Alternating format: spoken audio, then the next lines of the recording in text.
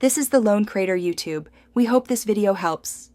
You begin by protecting your data and removing variables that complicate diagnosis.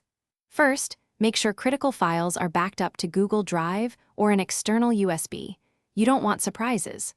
Once done, unplug the charger and all peripherals, then hold the power button for 10 seconds to clear temporary states.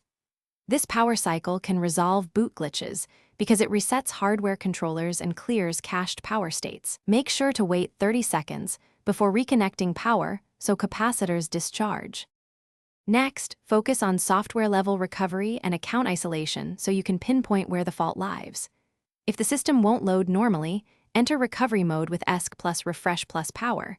Follow prompts to attempt a reinstall.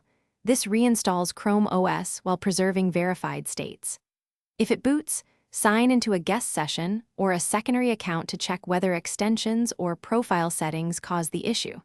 If problems persist, use Chromebook diagnostics and create a Chrome OS recovery image on a spare USB to reinstall cleanly. To finish, address stubborn software faults and verify hardware integrity so you complete the repair with confidence. Start with Power Wash from Settings Advanced Reset to return the device to factory user state. This removes account-level corruption. If symptoms continue, open the Access panel, if warranty allows, to check battery connectors, SSD seating, and display ribbon cables because loose contacts mimic software failures. If that doesn't fix it, gather the serial number and recovery logs, then contact the OEM for warranty or parts. One troubleshooting tip.